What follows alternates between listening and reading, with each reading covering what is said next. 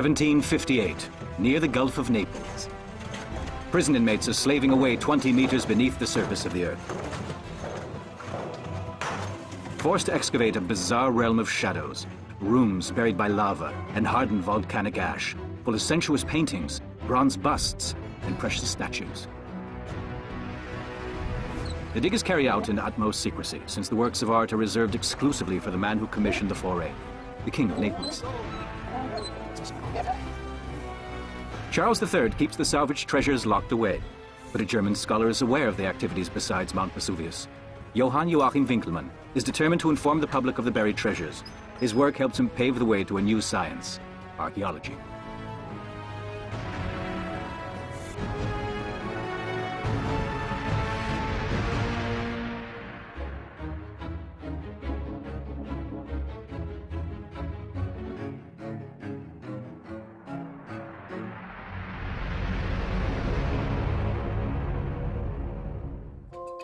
The search for new information about life in the ancient world continues to lead scientists underground to the buried city of Herculaneum. In 2005, they unearthed a tunnel system whose use long remained a mystery. In fact, it wasn't until the nearly 2,000-year-old deposits were closely examined that their actual function was revealed. The vault served as a gigantic sewage chamber. The most exciting discovery was that there were still the remains from the sewers. The sewage was down in the bottom, and a thick deposit of it, about half a metre deep for 80 metres length. That gives us the biggest single collection of sewage from the ancient world. Herculaneum's sewage system offers a valuable database to modern scientists in search of knowledge about a long-lost world. In 79 AD, a terrible natural disaster rocks the Gulf of Naples. Within just a few hours, a massive volcanic eruption wipes out thousands of human lives. Just like the volcano on the Caribbean island of Montserrat in 1997, Vesuvius begins spitting out gigantic amounts of lava and pumice. Suddenly, the sky-high column of volcanic material collapses and rolls towards the valley as a pyroclastic flow. The clouds of ash and poisonous gases have a temperature of 500 degrees centigrade, so within seconds, they burn every bit of organic material to a cinder. The cities of Herculaneum and Pompeii remain buried under a massive layer of lava and ash for nearly 17 centuries. In the course of time, their whereabouts sink into oblivion until a local peasant, Ambrogio Nucerino, starts digging a well to irrigate his garden in 1710. While doing so, he makes an astounding discovery. 20 meters down, he bumps into the remains of a building. The farmer is standing on the stage of an ancient Roman theater with its marble-clad walls, dignitaries' boxes, and bronze equestrian statues.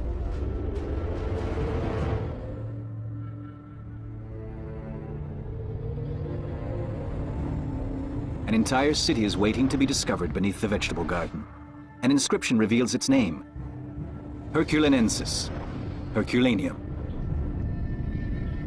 Just 30 years later, in 1738, Charles III, the King of Naples and Sicily, begins one of the greatest excavation campaigns in history, in the middle of Herculaneum.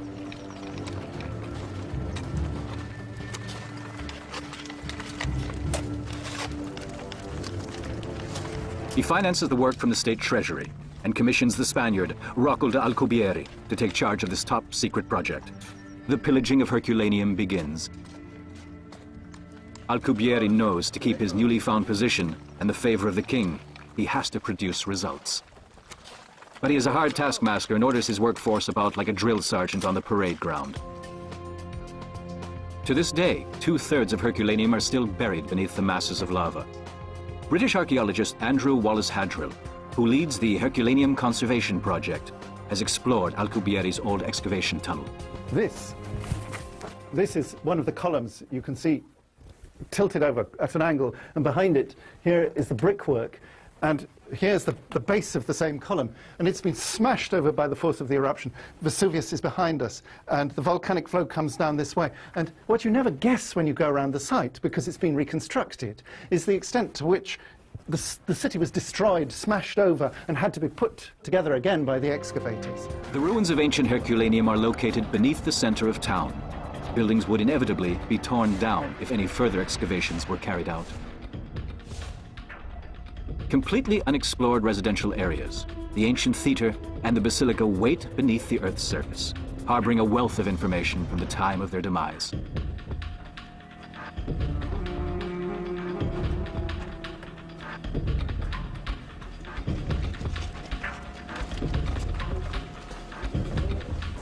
In 79 AD, Herculaneum is a sophisticated coastal town on the Gulf of Naples. Rome is ruled by the Emperor Titus, whose realm stretches far beyond the Mediterranean. It is a time of affluence and decadence.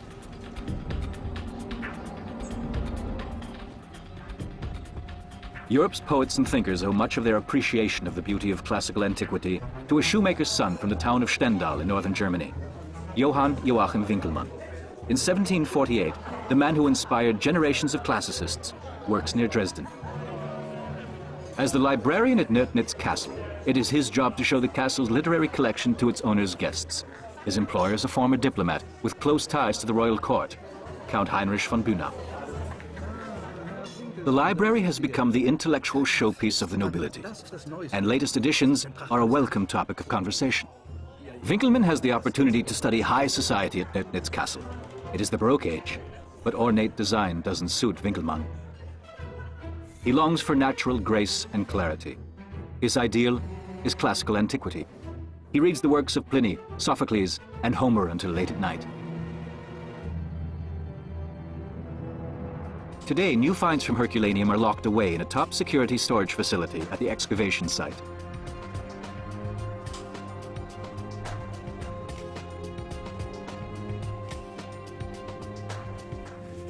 The head of an Amazon, discovered during cleanup operations, is a most spectacular find. We know that statues were painted quite regularly in antiquity, but it's so rare to find the paint still in place. And what it reveals is how delicately the paintwork can be used. And you see how especially the paint is around the eyes. We know that they thought of the eyes as the seat of life, and you can see how the painting just brings those eyes alive.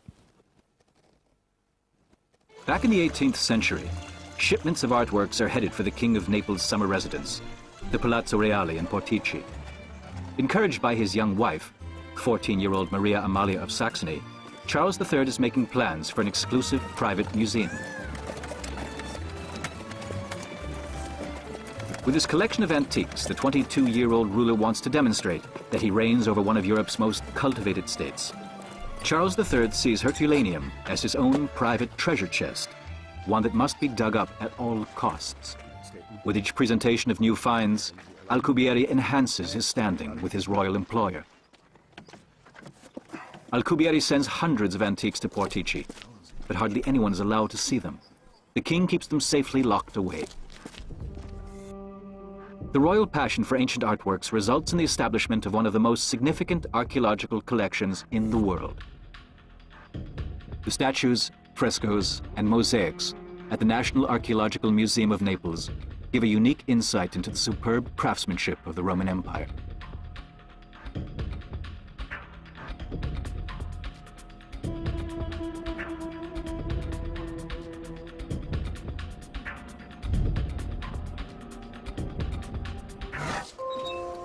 Very few of the exceptional frescoes have been preserved at their original site.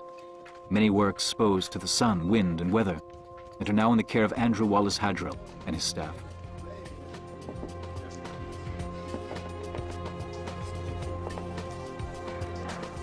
Under his direction, broken pieces of mosaics and faded frescoes from the once colorful days of antiquity are elaborately restored and conserved.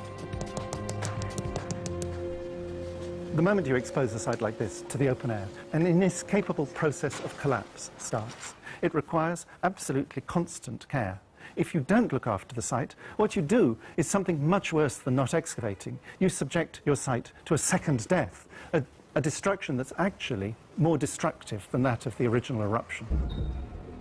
A particular problem for the conservators are the pigeons which have found a home among the ruins. They have found that this is an oasis, the perfect place to roost. There are so many little holes where they can, in each of these little holes around the colonnade here, they can make a little pigeon nest. And the site had become infested with thousands and thousands of roosting pigeons. Each of them lets its droppings dribble down the walls below. They're highly acid and they're very destructive. And frescoes were being lost all across the site from pigeon droppings. Falcons are employed to deal with the menace. These natural enemies of pigeons have already drastically reduced the number.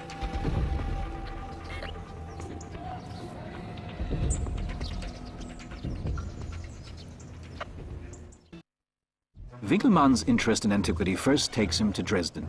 There, in King Frederick August II's collection, he makes a discovery which will change his own life and the way the civilized world looks at classical art. The royal court at Dresden has acquired a great number of antique statues from collectors in Paris, Rome, and Vienna, the so-called 3 Herculaneum women among them. Winckelmann sees his entire passion for antiquity reflected in these works of art. He later writes of their noble simplicity and quiet grandeur. Man's image of himself, he says, is truly the greatest achievement mankind has ever accomplished. To Winckelmann, the statues represent the perfect expression of beauty, a model to be emulated. Alberigo Arequinto, the Vatican's envoy to the royal Saxon court, shows him where to go next. For a man so enraptured by antiquity, he says, there's but one place to be, in Rome. At the Neapolitan court, the treasure hunters are becoming more and more dissatisfied with the results of their 10 years of excavations in Herculaneum. With the help of Rocco di Alcubierre, King Charles III has built up an impressive collection. But interesting finds are becoming rarer.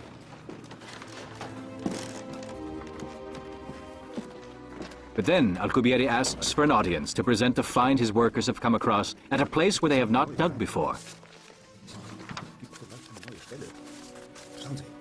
It's a small but beautifully crafted statue of a Roman goddess. And where there's one, there may be more.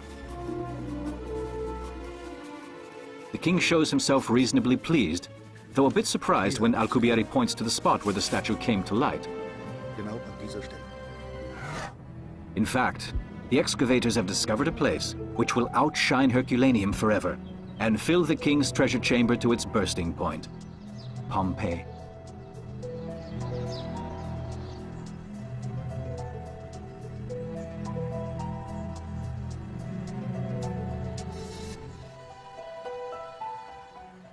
After just a few days, the excavators come across the first victims of the disaster.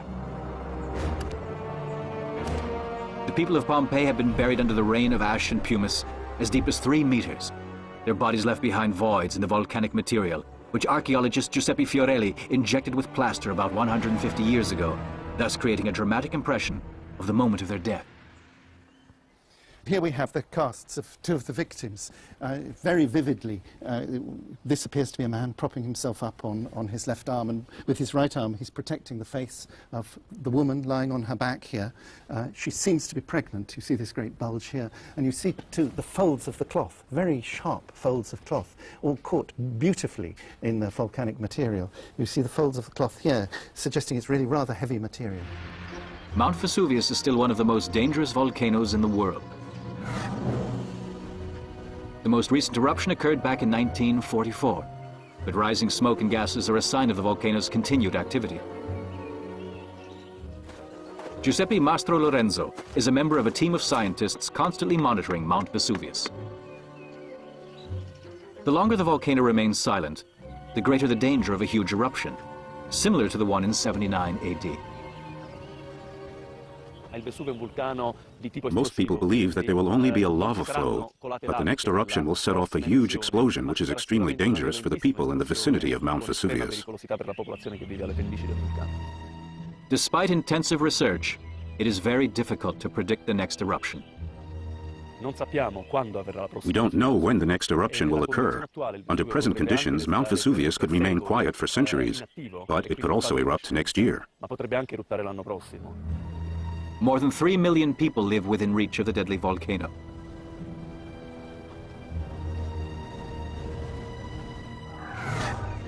Only a few skeletons were found at first. As a result, people were convinced that the town had been successfully evacuated in time.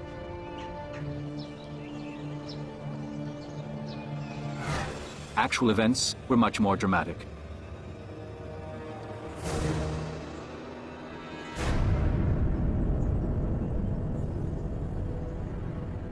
In 1982, archaeologists discovered the remains of more than 300 human bodies. The victims had sought shelter from the volcanic eruption in the boathouses on the beach, where they were overwhelmed by the burning hot cloud of ash and gas. They lie there today, just as they did at the moment of their death. Pier Paolo Petrone works as an anthropologist at the University of Naples. He examined the skeletons just after the discovery.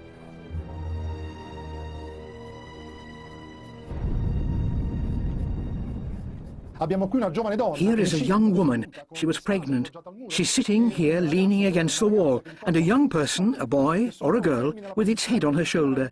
And here is a 2- or 3-year-old boy. He's lying on his right side. He was asleep, as all the children were, because the first deadly cloud reached Herculaneum at midnight.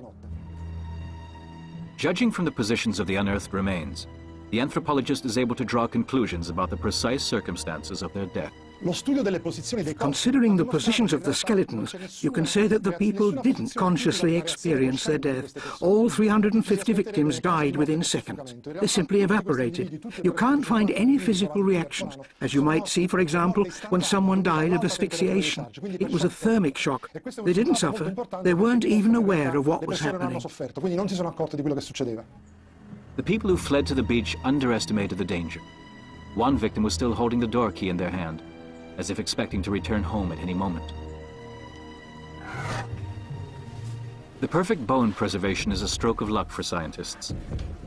Under the direction of Luigi Capasso, a large number of the victims have been examined at the University of Chieti. After 2,000 years, the nameless dead have been given back part of their identity. The skeleton with the registration number E22 is male and about 5'4". Clues to the victim's occupation can be found in his teeth. This person's teeth have something contradictory about them. The front teeth are severely worn down. The back teeth aren't at all. Apparently, the incisors weren't just used for chewing. They were also used for another purpose. The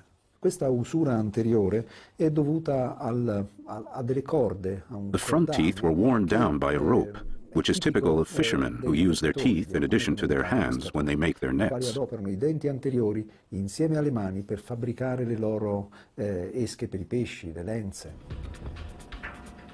The analysis of the bone density gives some indication of E22's age. The man was about 25 years old when he died. Professor Capasso made another discovery in the man's spine. E22 suffered from brucellosis, an infectious disease, accompanied by high fever, nausea, and joint pains. Brucellosis is passed on especially by cattle, sheep, or goats. But the fact that the pathogen was found in a fisherman, as well as in other mainly fish-eating coast dwellers, baffles the experts. Of course, we asked ourselves why those fishermen so frequently came down with brucellosis. The reason must have to do with the economy or with the people's eating habits. We examined the food, and fortunately Herculaneum is an intact community. Not only did the biological human archive survive, so did everything else, even the food. The scientists focus on the eating habits of Herculaneum's population. In addition to reports which have been passed down over generations, the scientists also have ancient food, a situation which is entirely unique. Eggs, bread, and even fruit such as figs were carbonized by the burning hot cloud. In search of possible carriers of the brucellosis pathogen, scientists finally examined a piece of carbonized cheese.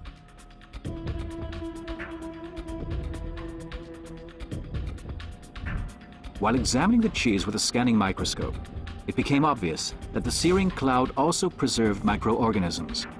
The scientists actually discovered Brucella bacteria in the cheese. The population of Herculaneum ate non-pasteurized cheese, and that is how they became ill. The skull of victim E52 shows a peculiar feature. This woman, who was about 25 years old, was wearing a metal hair accessory, which melted in the course of the volcanic eruption. Due to a chemical reaction, her hair was also preserved. Under the microscope, we even discovered that parts of her hairstyle survived.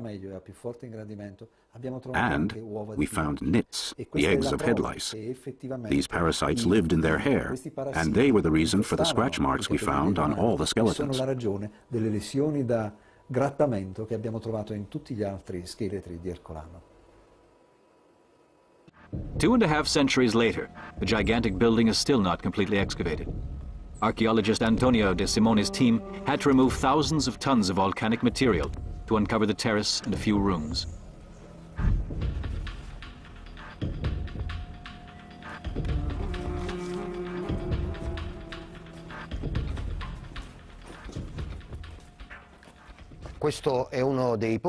This is one of the tunnels dug by the Bourbons in the 18th century. This is the level where they found the main works of art, which are now almost all on show in the Archaeological Museum in Naples. By going through this tunnel, you could reach the room that was identified in the 18th century as the villa's library. The tunnels from the 18th century can no longer be entered. They are in danger of collapse. But by using the most modern measuring techniques and Karl Weber's documents, archaeologists have been able to reconstruct the villa in its original proportions.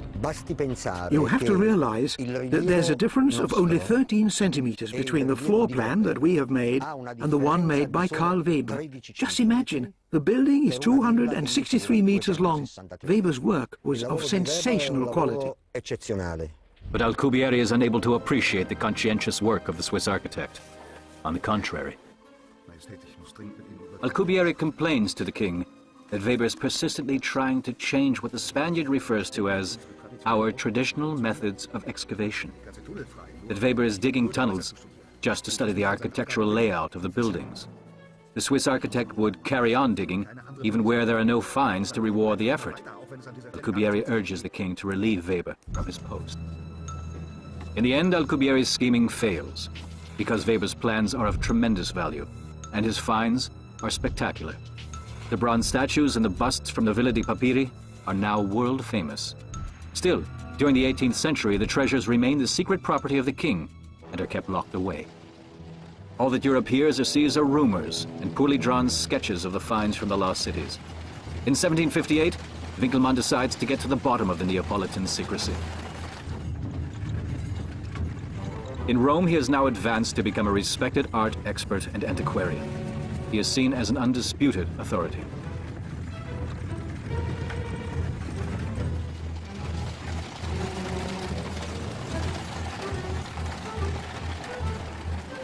The royal court at Dresden is eager to acquire more archaeological novelties and provides Winckelmann with money and letters of recommendation. The scholar is certain he will receive one of the king's rare special permits to visit the excavations.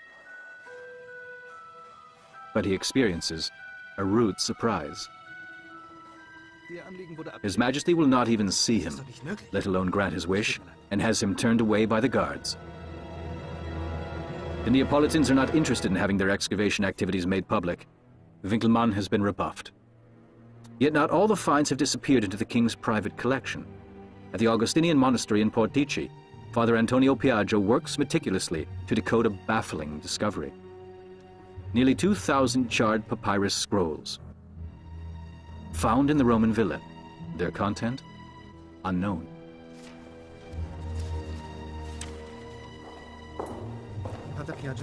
When Winckelmann moves into the monastery after his rejection, he becomes acquainted with the priest and with his delicate work. Piaggio has constructed an extremely complicated uncoiling apparatus out of a pig's bladder, coils, and silk threads. Winckelmann realizes the charred scrolls were the books of antiquity. The papyrus rolls are the remains of what is presumably the largest library preserved from ancient times. Today, the scrolls are kept at the National Library of Naples. An international team of scientists is trying to decode them with the greatest of care.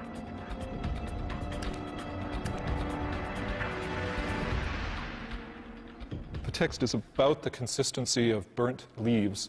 The mere touch will turn it to dust. And if I sneeze, 3 more words of Cicero will be lost forever.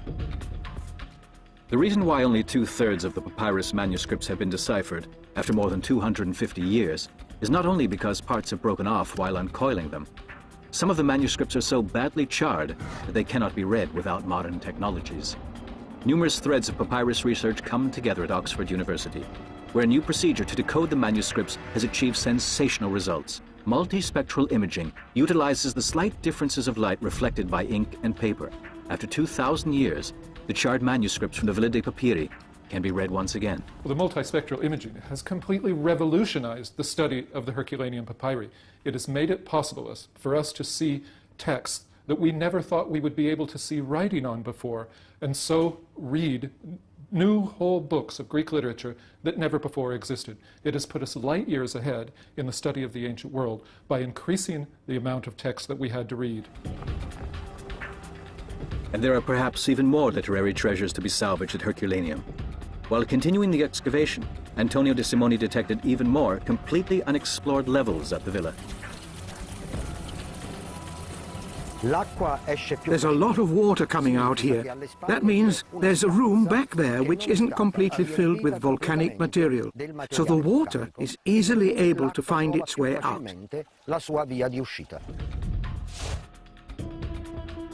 The scientists hope that there could be even more papyrus scrolls in the buried levels of the Roman villa, which still haven't been explored.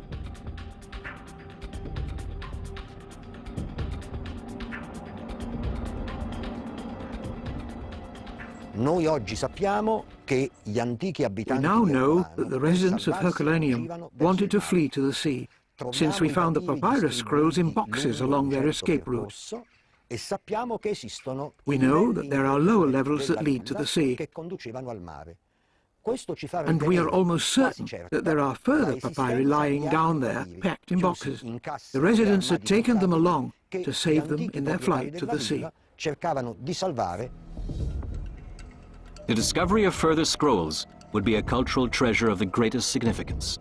It's absolutely a race against time. The threat of eruption of Vesuvius is imminent. It's just a matter of the way the wind blows, whether the site is covered, or the Bibliotheca Nazionale, where the existing papyri are covered. So it is absolutely crucial that the investigation be conducted, and conducted now.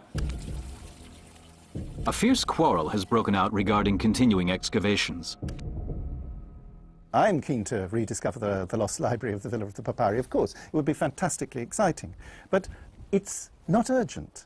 If there is still material down there, which is quite likely, but not certain, if there is, it will wait for us. It's been waiting a couple of thousand years. It's not going to run away overnight.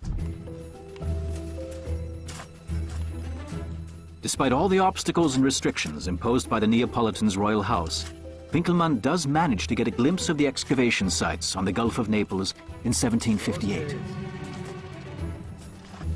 He observes the unsystematic way the diggers handle the ancient works of art, and the deliberate and ruthless exploitation of antiquity.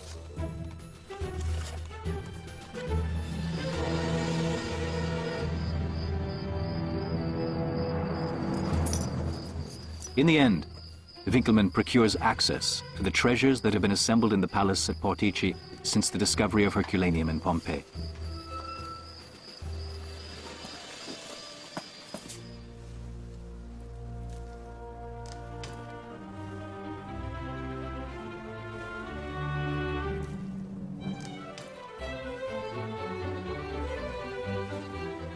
The few scholars allowed to see the collection have been prohibited from making notes or even drawings. Charles III has founded an academy for studying the antiquities and reserved the right to publish reports. Up to that point, only one single volume about the finds has been published, and it is only available through the king himself, who personally hands it to an elect circle of readers. Through bribery, Winckelmann is able to enter the king's most secret gallery, the erotic cabinet. For several months, Winckelmann observes the excavations on the Gulf of Naples. The antiquarian is upset by Alcubierre's ruthlessness. He confides his anger to Father Piaggio. To Winckelmann, it is unbearable to watch the newly discovered legacy of the ancients being ransacked by a man with no regard whatsoever for its true meaning. He calls Alcubierre an incompetent dabbler who has no more feel for his finds than the moon has for a load of crabs. Only Karl Weber, he says, is blessed with a sound mind. Even the padre can't pacify Winckelmann. He is determined to expose the goings-on at at the excavation site. Winckelmann decides to launch a frontal attack. At the end of 1762, he publishes his first Letter on the Discoveries at Herculaneum. For the first time, Europe learns details about the buried cities, over half a century after the excavations at Vesuvius began. His scientific report is also an indictment. Winckelmann gives vent to his outrage. He denounces the greed of the royal house and the amateurish way the works of art are handled. He also gives his readers an idea of the intrigues and secrecy surrounding the excavations.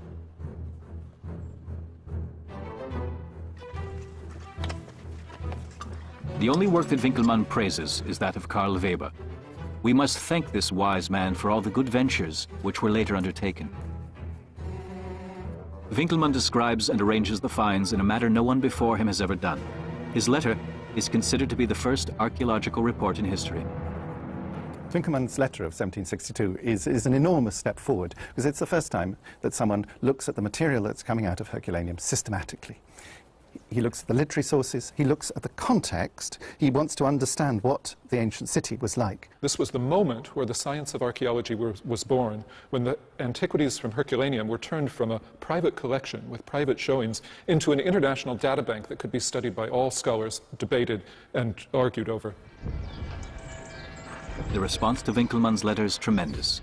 Mount Vesuvius is suddenly hit by an archaeological tourist boom. For Europe's traveling elite, a visit to the excavation site becomes one of the top items on the Grand Tour. One of their favorite destinations is the theater at Herculaneum, still buried today. It is the very place where the first excavations at Vesuvius began. Equipped with torches, the 18th century tourists climb down into the narrow tunnels and take a tour through history, encased in lava.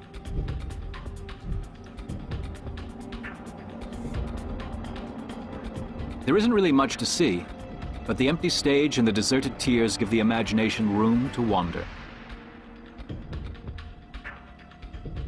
After his visit to the site, Goethe writes, "Many a disaster has happened in the world, but never one that has caused so much joy to posterity as this one.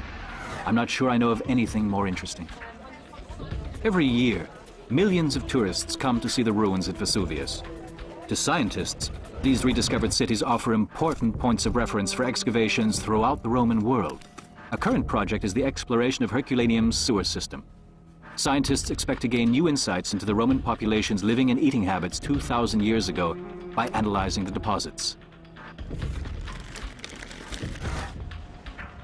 At Oxford University, environmental archaeologist Mark Robinson has specialized in the study of ancient excrement.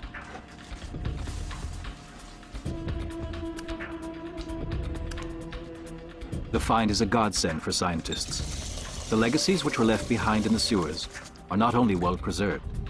Thanks to the volcanic eruption, they can be precisely dated and even, to an extent, assigned to individual buildings. These are seashells that we found at the very top of the deposit, beneath one of the latrine shafts, and they quite possibly represent one of the last meals, or the last meal, prepared in that kitchen before the eruption. In addition to the kitchen waste, remains are discovered which wandered through the digestive system of Herculaneans, such as sea urchin quills, fruit pips, or bird claws. Specimens from the scientific collection of his institute helped Mark Robinson to identify the finds. This is a grain weevil, which was probably a contaminant of the flour they used to make their bread, has been cooked, eaten, entered the sewer, and has been mineralized by the deposition of calcium phosphate, which has preserved it. Winckelmann, however, remains focused on his vision of antiquity as beautiful and noble. The shoemaker's son finally gains wealth and recognition through his work. Winckelmann's writings especially fire enthusiasm in the German-speaking world for the excavations at Vesuvius and the art of antiquity. With his observations, he captivates the intellectual community of the 18th century and soon receives invitations for exhibitions in Berlin, Dresden, Vienna, and Rome. His writings have a groundbreaking influence on the change in taste from ornate Baroque to classicism. The civilized world is overtaken by a passion for ancient ideals. A new age is dawning in Europe. Architects like Carl Friedrich Schinkel begin using simpler elements of form. A new idea of aesthetics is born. Classical antiquity becomes a guiding principle. The royal house of Naples is disgraced after the publication of Winckelmann's letters. The entire world now focuses on Pompeii and Herculaneum. Officially, Rocco d'Alcubierre remains in charge of the excavations until his death in 1780. But as a result of Winckelmann's criticism, his name is, even now, connected with the destruction of irreplaceable antiques. Archaeologist Andrew Wallace Hadrill has joined forces with the Italian authorities to secure the future of Herculaneum. At present, the excavations are on hold. The preservation of the ruins has become the utmost priority to prevent a World Heritage Site from being irrevocably destroyed. Not even the last victims of the disaster have been recovered yet, 25 years after their discovery. But Andrew Wallace Hadrill is critical about launching new excavations. It's good to leave some material for future generations. And for that reason, we need to ration ourselves and not consume more than we need now. It's like consuming a precious resource of the earth that is limited. It will run out. Let's consume it gently, gradually, responsibly. Winckelmann was only able to view a fraction of the treasures uncovered at Vesuvius. While staying at a hotel in Trieste in 1768, there is a fatal encounter. The man in the room next to his, a convicted criminal, tries to strangle him with a rope.